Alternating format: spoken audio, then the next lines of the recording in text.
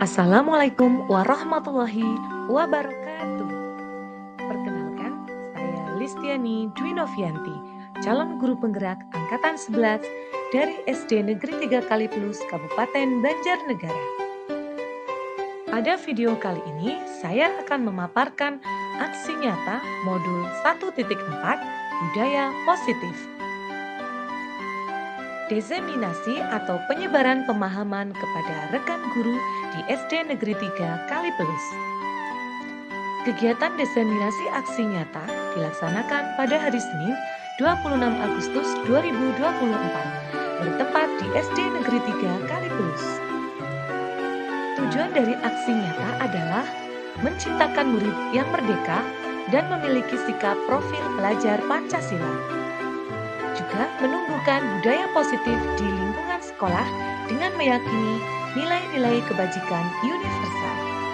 Tolak ukur dari kegiatan aksi nyata budaya positif adalah terbentuknya keyakinan kelas melalui kegiatan kesepakatan kelas yang dilakukan wali kelas dan siswa. Siswa mampu menerapkan dan menjalankan keyakinan kelas yang telah dibuat. Langkah-langkah tindakan yang akan dilakukan: 1.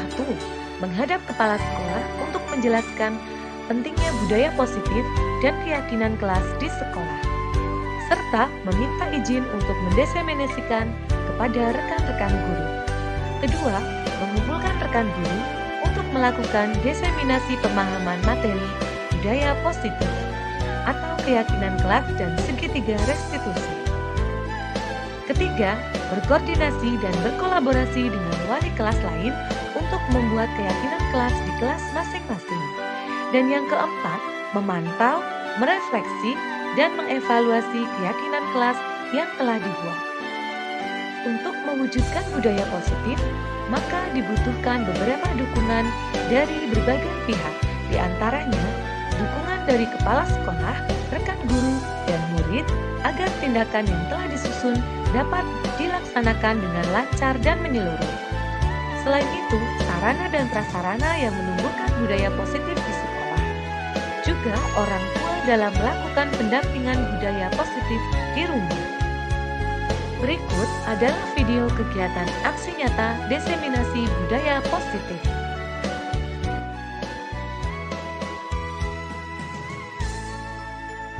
Assalamualaikum warahmatullahi wabarakatuh. Waalaikumsalam warahmatullahi wabarakatuh. Selamat siang kepada Bapak dan Ibu Guru. Marilah kita ucapkan puji syukur atas kehadirat Allah yang Maha Kuasa, atas rahmat dan hidayahnya kita dapat berkumpul pada hari ini untuk melakukan aksi nyata diseminasi. Saya Putih selaku moderator akan membacakan rangkaian kegiatan yang akan kita lakukan pada hari ini. Yang pertama adalah pembukaan, yang kedua pemaparan aksi nyata oleh calon guru penggerak angkatan 11 Ibu Listiani Dwi Novianti, yang ketiga refleksi, keempat pesan dan kesan, dan yang terakhir penutup. Untuk sesi yang pertama, marilah kita membuka acara hari ini dengan bacaan basmalah. Bismillahirrahmanirrahim. Acara selanjutnya adalah pemaparan materi. Dipersilakan untuk Ibu Listiani Dwi Novianti.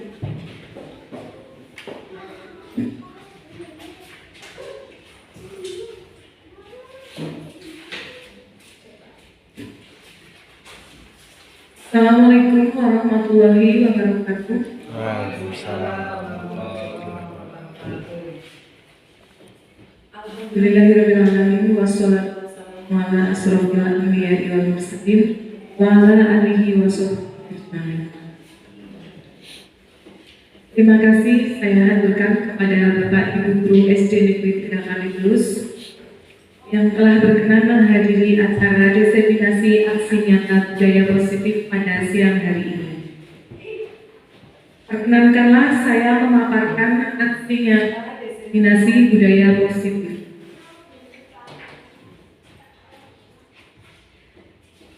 Sebelumnya, selamat datang Bapak Ibu Guru hebat. Mari bekerja bersama, berkolaborasi, saling mendukung, demi mewujudkan disiplin positif di sekolah kita tercinta ini. Pada siang hari ini, saya akan memaparkan konsep dari budaya positif. Yang pertama adalah perubahan paradigma belajar, kedua disiplin positif, ketiga nilai-nilai kebajikan, keempat kebutuhan dasar manusia, kelima motivasi perilaku manusia, keenam posisi kontrol guru, ketujuh keyakinan kelas, dan kedelapan adalah segitiga restitusi. Bapak Ibu semua, pembelajaran dengan paradigma baru merupakan pembelajaran yang dirancang dengan prinsip diferensiasi sehingga peserta didik belajar sesuai kebutuhannya berdasarkan tahap perkembangan sesuai teori psikologi modern untuk mewujudkan profil pelajar Pancasila. Seperti yang sudah kita pahami Bapak Ibu, profil pelajar Pancasila itu ada 6. Yang pertama, beriman dan bertakwa pada Tuhan Yang Maha Esa dan berkebinekaan global. Yang kedua, berkebinekaan global. Yang ketiga, bergotong royong. Keempat, kreatif. Kelima, bernalar kritis. Dan yang keenam adalah mandiri.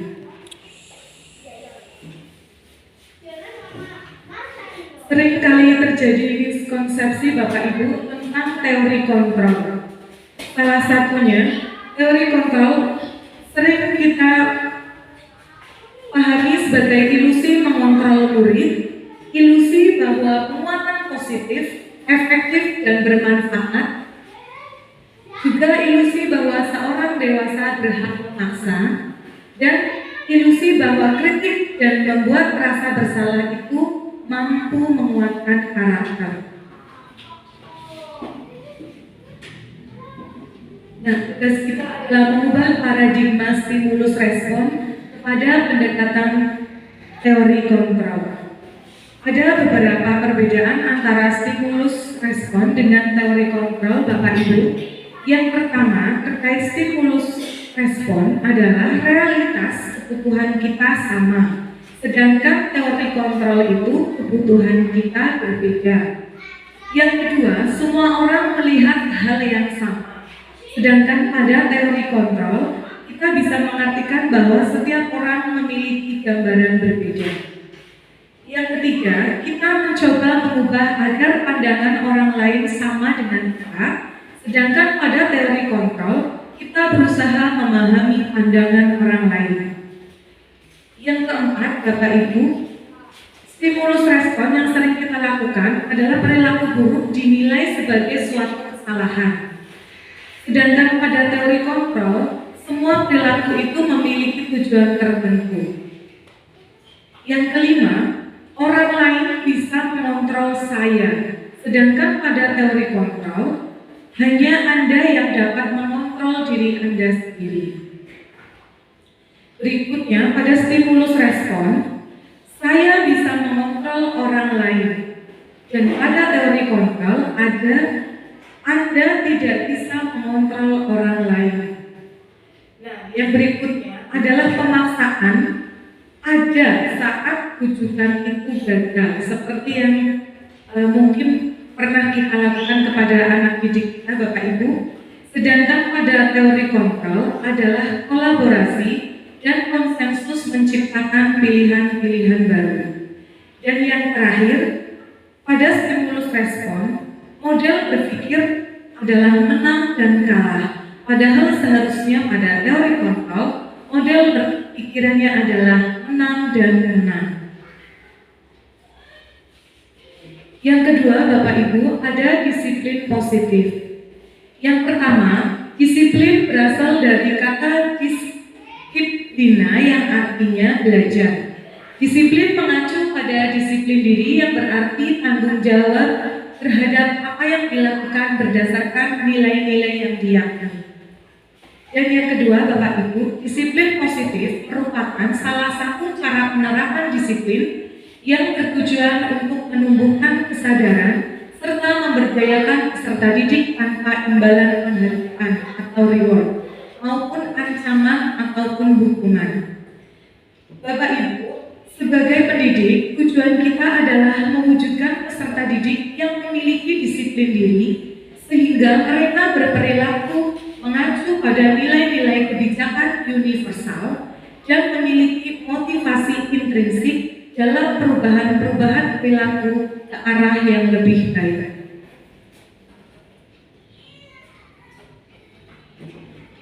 Yang ketiga, Bapak Ibu semuanya, adalah nilai-nilai kebajikan. Nilai-nilai kebajikan itu sendiri adalah sifat-sifat positif manusia yang merupakan tujuan mulia yang ingin dicapai setiap individu. Nilai-nilai tersebut bersifat universal dan lintas bahasa, suku, agama, maupun latar belakang. Contoh dari nilai kebajikan, Bapak Ibu, profil pelajar Pancasila yaitu beriman dan bertakwa kepada Tuhan Yang Maha Esa dan berakhlak mulia, berkebinekaan global, gotong royong, mandiri, bernalar kritis, dan kreatif.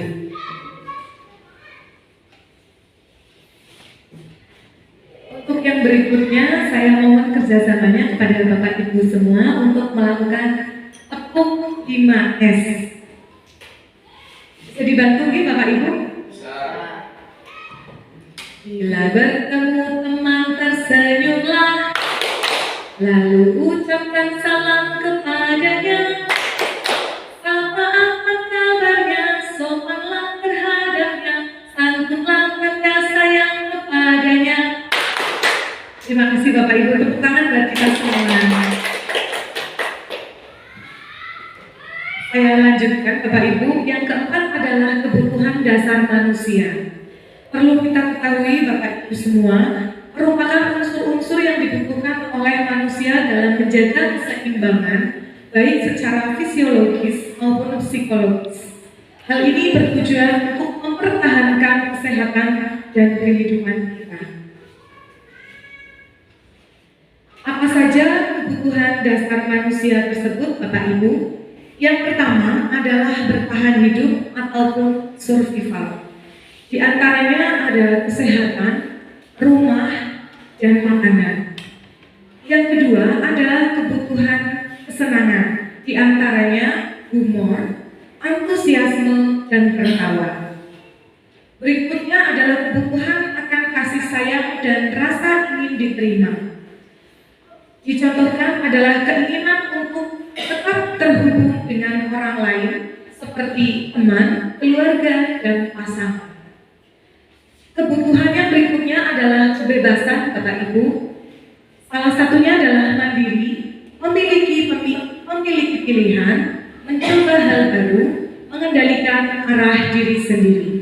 Dan kebutuhan dasar manusia yang terakhir adalah penguasaan, yaitu keinginan untuk dianggap berharga, membuat pencapaian, diakui dan dihormati.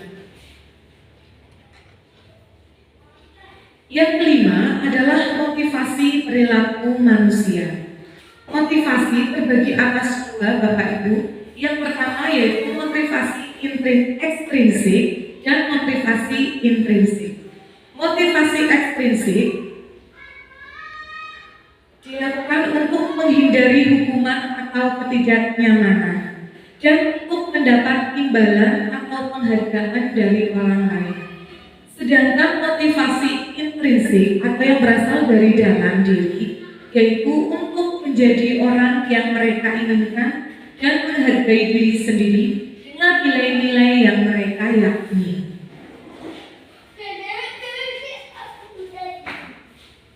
Goalsnya adalah hukuman, konsekuensi, dan restitusi. Adapun hukuman yang sudah kita ketahui bersama-sama di Bapak Ibu, yang pertama tidak terencana atau tiba-tiba. Kedua, murid tidak tahu apa yang akan terjadi atau dilibatkan. Ketiga, bersifat satu arah. Keempat, berupa hukuman fisik atau psikis. Sedangkan konsekuensi yaitu perencanaan atau disepakati sesuai dengan peraturan. Kedua, murid tetap dibuat tidak nyaman dan juga sikap guru selalu memonitor murid. Sedangkan restitusi adalah proses menciptakan kondisi bagi murid untuk memperbaiki kesalahan. Dan juga proses kolaboratif untuk mengajarkan murid mencari solusi sendiri. Yang keenam, Bapak Ibu, ada posisi kontrol guru yang dapat kita lakukan. Yang pertama adalah sebagai penghukum, kedua sebagai teman, ketiga sebagai pemantau, keempat pembuat rasa bersalah, dan keenam manajer.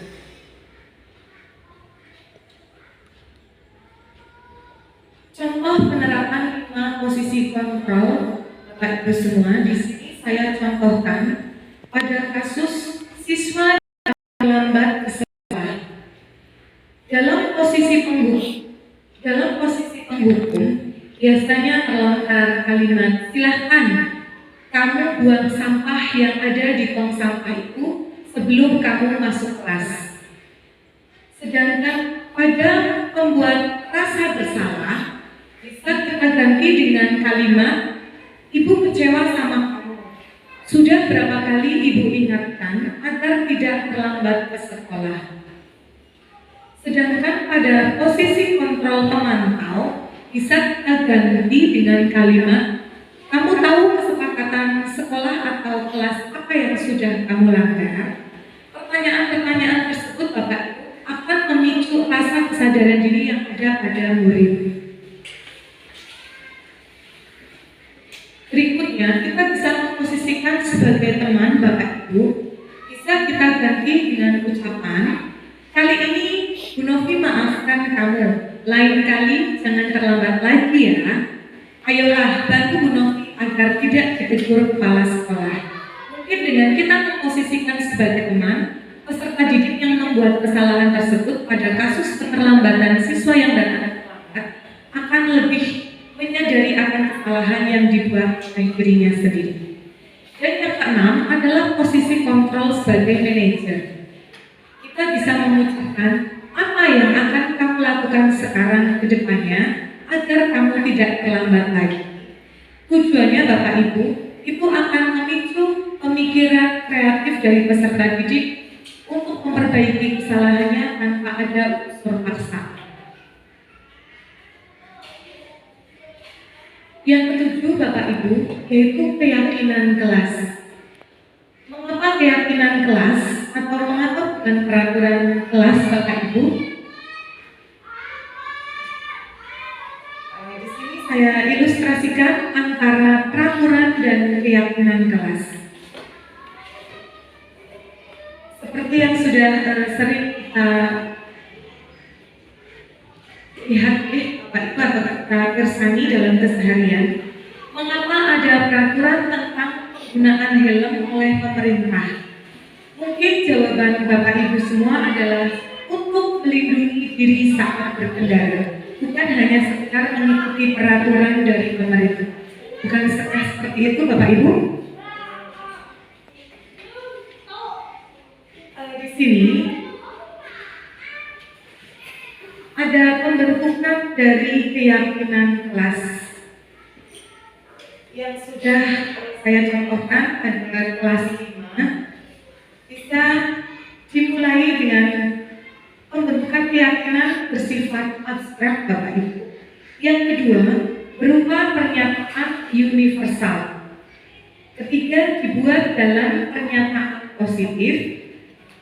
Keempat, sedikit agar mudah diingat oleh peserta didik. Berikutnya, sesuai dengan kondisi kelas dan semua warga kelas dilibatkan dalam proses penyusunan keyakinan kelas. Yang terakhir Bapak Ibu adalah segitiga restitusi.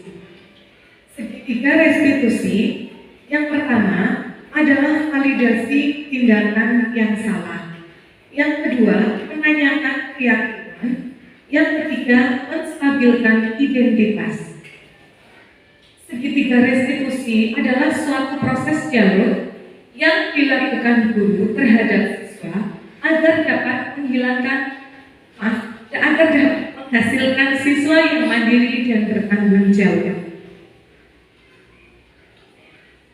Adapun kegiatan menstabilkan identitas bisa kita lakukan berdasarkan prinsip bahwa membuat kesalahan adalah bagian dari proses pembelajaran. Berbuat salah itu wajar. Tidak ada manusia yang sempurna. Kamu berhak merasa betul, ya, atau ibu tidak akan mencari tahu siapa yang salah, tapi ibu ingin mencari solusi. Yang kedua, pada segitiga restitusi kita bisa memvalidasi tindakan yang salah. Jika rela berupaya memenuhi kebutuhan tertentu, kita bisa membuat atau gunakan kalimat-kalimat seperti yang sudah saya contohkan. Kamu pasti punya alasan mengapa kamu melakukan hal itu. Yang kedua, kamu patut bangga karena melindungi sesuatu yang penting bagimu. Ataupun kita bisa menggunakan, ibu tahu kamu melakukannya karena mempertahankan sesuatu yang penting bagimu. Jadi segitiga restitusi yang ketiga yaitu menanyakan keyakinan. Ini diambil berdasarkan prinsip teori kontrol bahwa pada dasarnya kita dapat memunculkan motivasi secara intrinsik. Kita bisa menggunakan kalimat-kalimat seperti yang sudah saya contohkan, yaitu apa keyakinan kelas kita, nilai-nilai apa yang telah disepakati bersama, seperti apa gambaran kelas yang nyaman menurut kamu, atau kamu ingin menjadi orang seperti apa. Ini pertanyaan-pertanyaan tersebut bisa memunculkan motivasi intrinsik untuk memperbaiki kesalahan yang dilakukan oleh peserta didik. Ini adalah contoh penerapan segitiga restitusi pada kasus Riza yang bertengkar dengan Rizky dan menyobek-nyobek bukunya Rizky.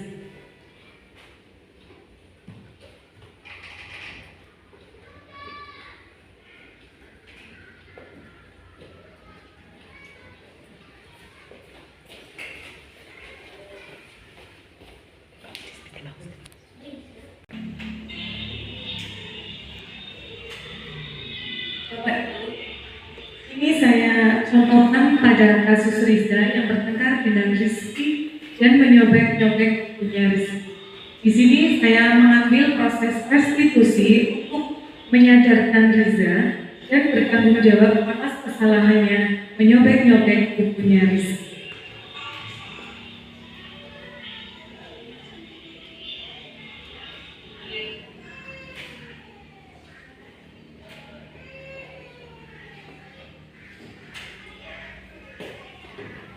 Bapak Ibu semua, dalam penerapan program disiplin positif, guru memiliki standar kepribadian, profesional, dan sosial yang baik di mana guru dapat merefleksikan dirinya dalam posisi kontrol, bagaimana perjalanan dirinya sebagai owner atau manajer yang menuntut murid-muridnya menjadi insan yang mandiri, merdeka, dan bertanggung jawab.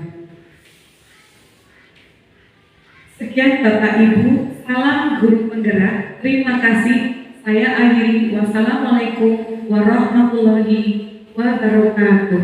Waalaikumsalam warahmatullahi wabarakatuh.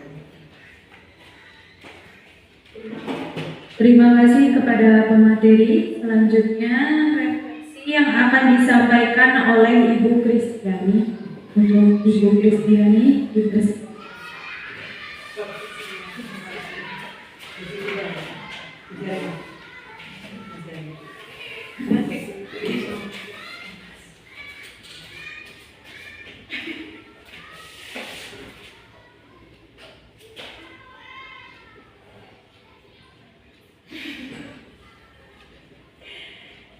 Bismillahirrahmanirrahim. Assalamualaikum warahmatullahi wabarakatuh. Waalaikumsalam warahmatullahi wabarakatuh. Ibu Listiani Trinopriyanti yang sedang melakukan aksi nyata dengan mengambil materi diseminasi budaya positif, dan teman-teman semua. Ini ada Dewan Guru, Sista Heli dan semuanya saja.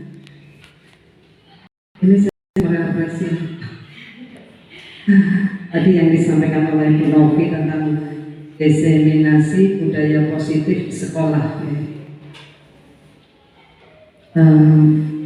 Ini juga istilah-istilah ini bagi kami kan sesuatu yang baru, bagi kami yang bukan guru penggerak, calon guru penggerak. Jadi di sini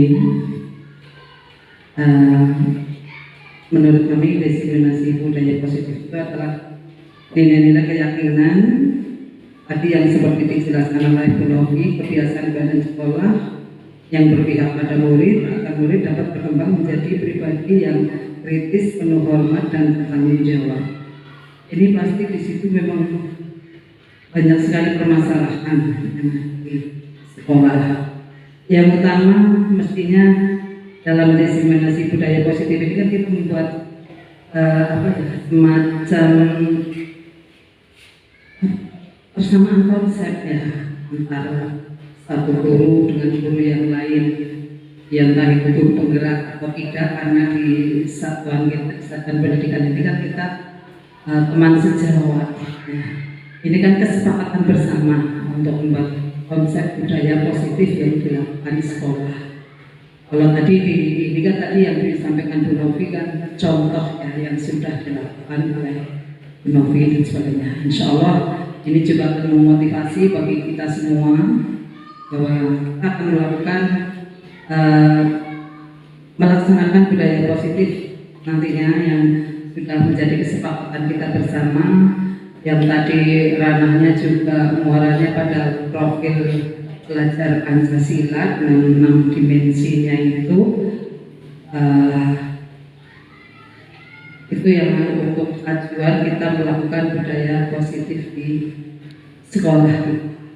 Barangkali untuk lebih untuk kami teman sejawat, karena kami juga butuh pencerahan bagaimana kita melakukan budaya positif di sekolah kita, penerapannya yang berpihak pada anak-anak begitu. Barangkali Bu Novi bisa menjalankan lebih luas lagi. Tadi contoh kan satu contoh menyelesaikan anak dengan apa tadi istilahnya institusi gitu. Barangkali bisa diberikan contoh lainnya lagi untuk kami lebih memahami lagi. Seperti itu penjelasannya lebih diperluas sedikit ya. Sehingga kami nanti teman-teman insya Allah saling mendukung bersama untuk melaksanakan ini di sekolah. Itu nyambung kira-kira kata-kata saya. Nanti mungkin yang lain melengkapi apa yang saya sampaikan. Demikian, terima kasih. Lebih kurangnya mohon maaf. Assalamualaikum warahmatullahi wabarakatuh.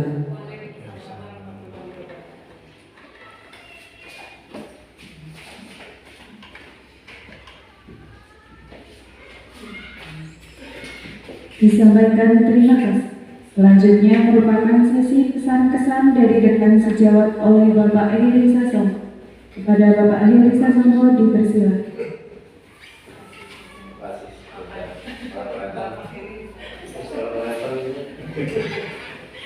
Ya, terima kasih. Assalamualaikum warahmatullahi wabarakatuh. Alhamdulillah, Bapak Ibu yang berbahagia, sama Bu Novi yang berbahagia yang pada siang hari ini telah menyampaikan aksi nyatanya aksi nyata diseminasi budaya positif.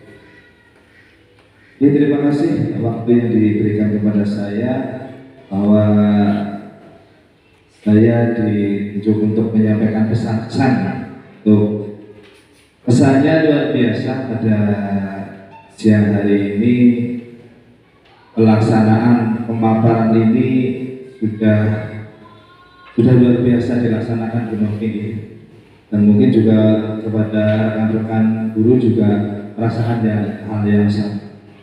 Namun tidak ada salahnya kami juga menyampaikan pesan secara umum kami tidak presentasi kepada materi yang disampaikan, tapi pada proyeksi pelaksanaan pemaparannya saja, Bu.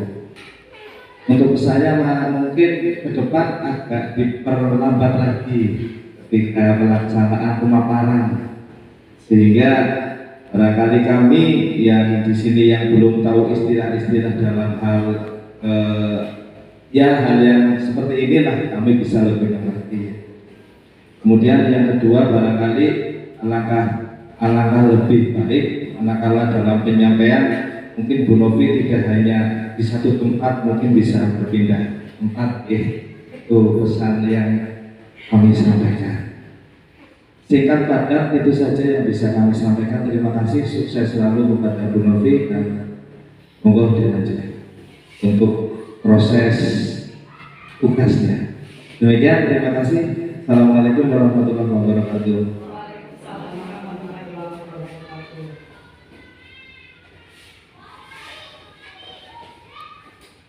Diucapkan terima kasih. Sampai pada akhirnya kita di sesi penutup. Ucapan terima kasih saya sampaikan kepada seluruh hadirin Bapak dan Ibu di SD Negeri 3 Kaliurus. Untuk menutup acara kali ini diucapkan hamdalah bersama-sama. Terima kasih, kurang lebihnya mohon maaf. Wassalamualaikum warahmatullahi wabarakatuh.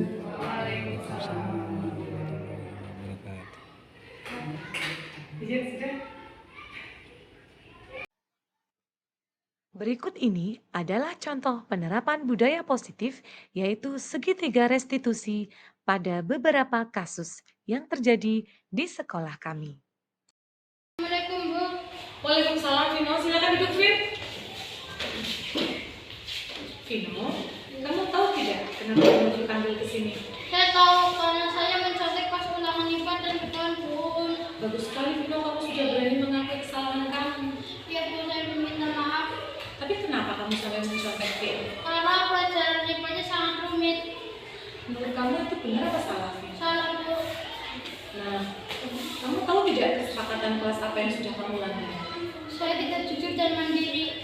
Nah, kamu sudah mengakui itu dan tahu itu melanggar kesepakatan kelas. Sekarang guru tanya, kedepannya apa yang akan kamu lakukan? Saya akan jujur dan belajar dengan giat. Baiklah, Vin.